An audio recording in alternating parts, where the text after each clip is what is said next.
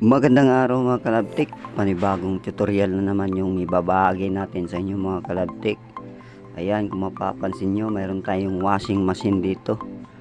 Ayan, yung makina kasi nito mga kalabtik ay umuugong. So ito yung aayusin natin at panoorin nyo lang hanggang sa dulo para mayroon kayong ideya guys.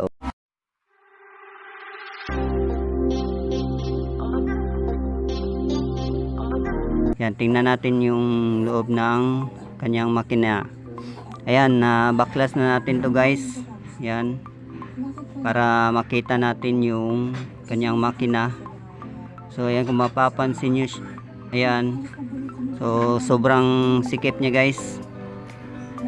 Yan o, yan, napakasikip niyang paikutin.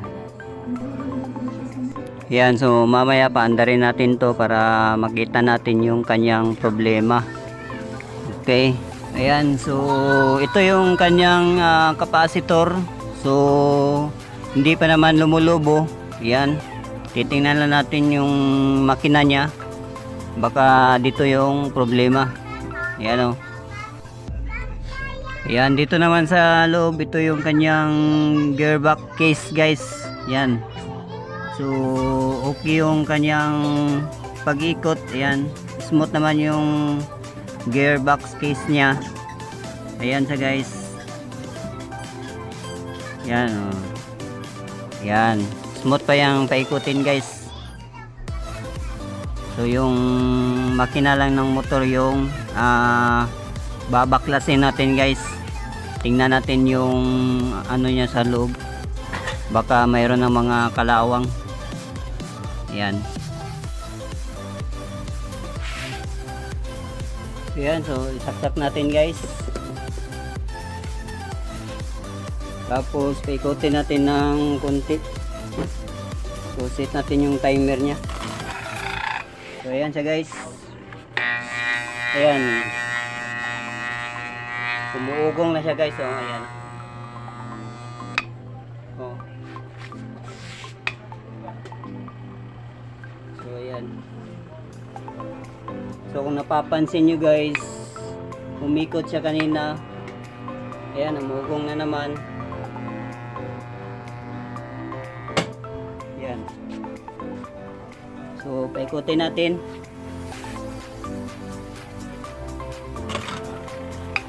Ayan o. Hindi na talaga guys. Hindi na niya kayang paikutin.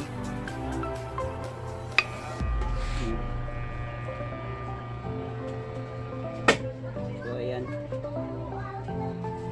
So umuugong na lang siya guys. Ayan, so kapag ganito yung problema ng motor guys, so kailangan talaga nating baklasin to. Yan, para malinis natin yung kanyang loob at mapalitan natin yung mga kailangang palitan. Kasi yung mga kadalasang nasisira guys, yung kanyang bushing, ayan, sa sobrang tagal lumuluwag na. Ayan, kaya dumidikit na yung kanyang ano, yung shafting niya sa may mismong bakal. Ayan, nagmamagnet siya. So kailangan nating baklasin ito guys. Yan, so ito yung makina niya guys. Sobrang ano na, grabe na yung mga kalawang niya guys. So malamang marami na ding kalawang tong loob niya, kaya sumisikip na yung kanyang pag-ikot. Yan, so tiyagaan lang natin tong linisan guys, kasi napakamahal ng ganitong motor guys. Kung titingnan natin sa Shopee, nasa mga 800 to 900 yung mga presyo nito. Kaya tiyagaan lang guys. So ayan, may mga kalawang na dito sa kanyang bandang puwitan. So ayan, babaklasin natin to guys para malinis na natin. Ito yung gagamitin natin guys. Ayan, concrete nail.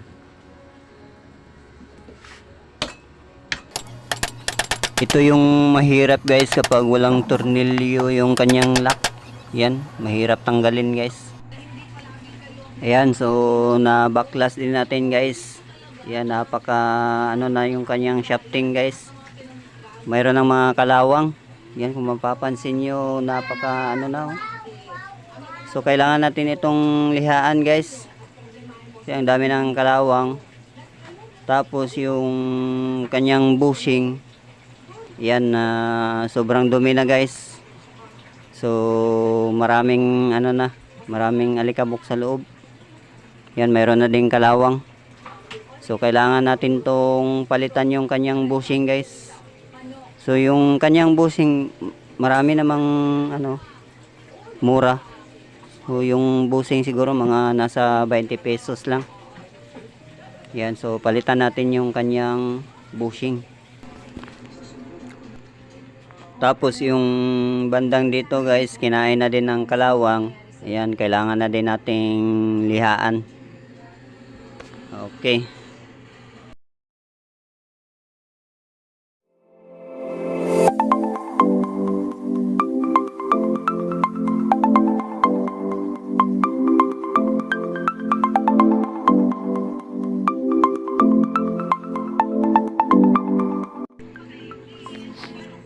Ayan, pati din dito guys, oh, mayroon na siyang mga kalawang din. Yan, kailangan din natin ito na lihaan. Ayan, medyo masikip yung kanyang bushing. Ayan, lihaan na natin ng ano, konti para makalabas itong kanyang pang-ibabaw.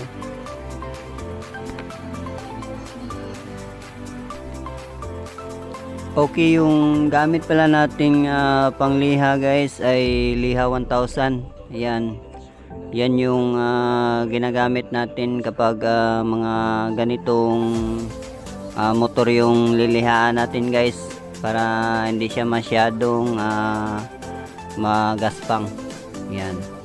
Ayan, so habang nililinis natin guys, so kung bago ka pa lang sa aking YouTube channel at hindi ka pa naka-subscribe, please consider subscribe my YouTube channel.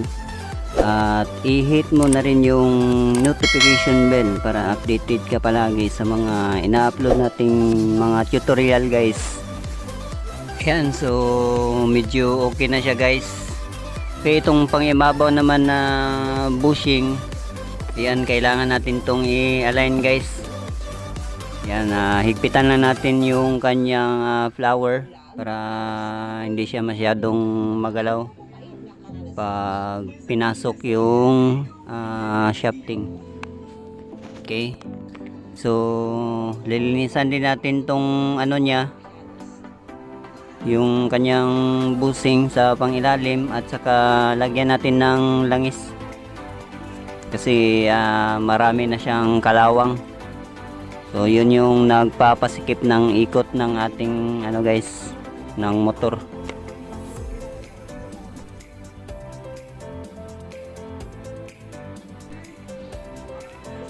Okay, ito yung wiring ng ating motor guys. So nung chinik ko kanina yung kanyang mga connection, hindi na gumagana yung kanyang common. Ito yung wire na black. Tapos yung gumagana na lang itong dalawang wire na yellow at saka ano, yung white. Tapos yung tinanggal natin yung mga tali niya. Yan. So ito yung nakita natin guys. Akala ko ano siya, yung thermal fuse. So kakaiba pala yung kanyang thermal fuse guys. Yan.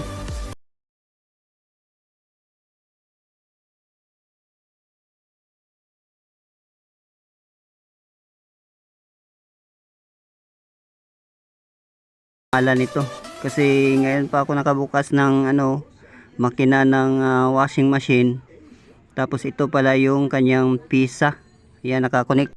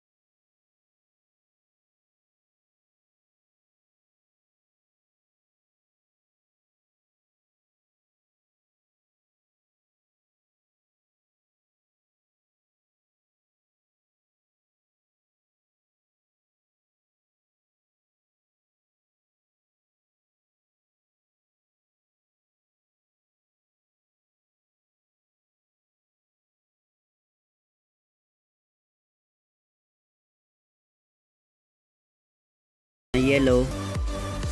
Ayan, meron na siyang ano guys, reading. So ito talaga yung problema. Yan.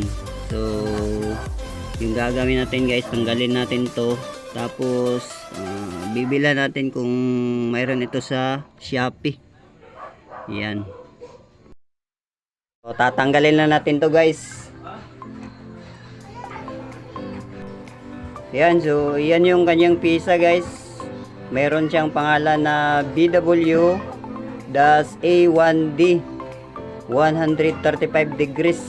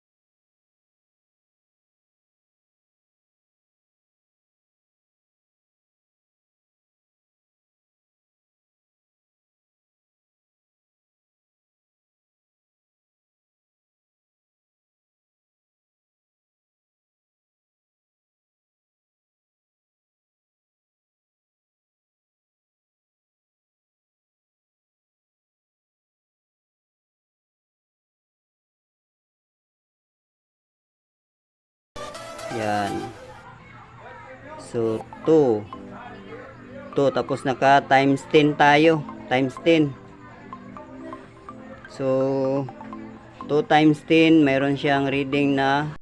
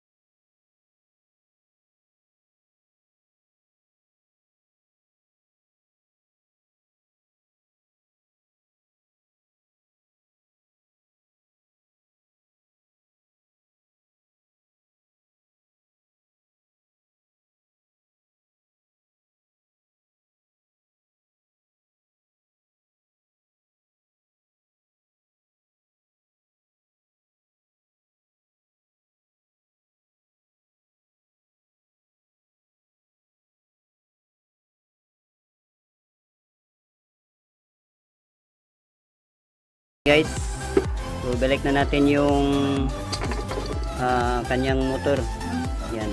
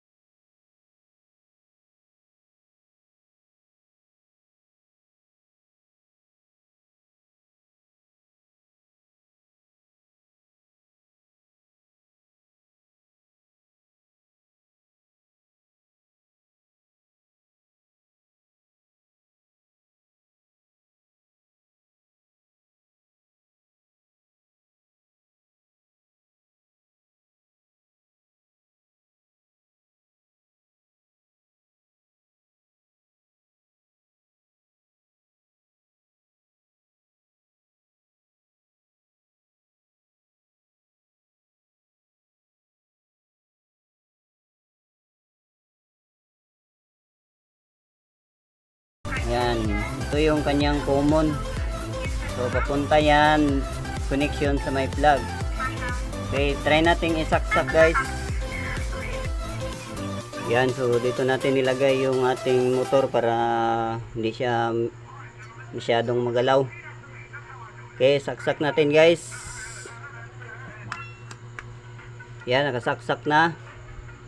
Set natin yung timer nya.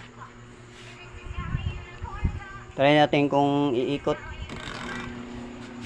So ayan guys,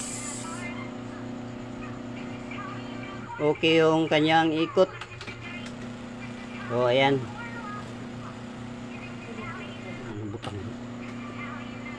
ayan sa guys. So okay na to guys, pwede na tong ibalik. Yan, tuloy-tuloy na yung kanyang ikot. Oh ayan, so pwede natin tong ibalik guys. Okay, ito na guys, nalagay na natin sa kanyang lagayan yung makina. So ngayon, papaandarin na natin kung aandar na. Ngayon, papaandarin na natin guys kung okay na ba.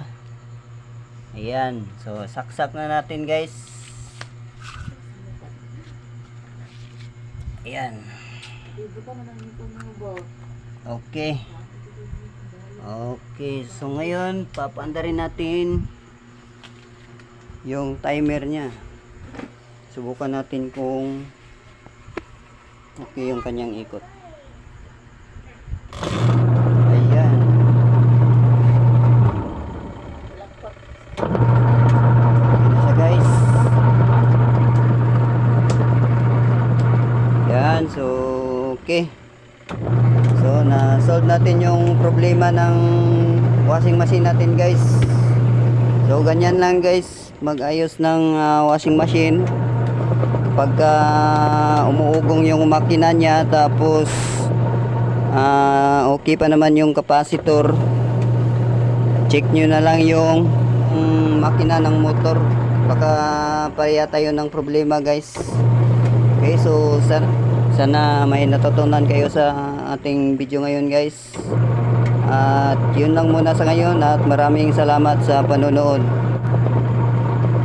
Ayun, kung hindi ka pa pala naka-subscribe sa aking channel, paki-subscribe na lang, at huwag kalimutang i-turn on yung notification bell para updated kayo sa mga bagong video na i-upload natin guys.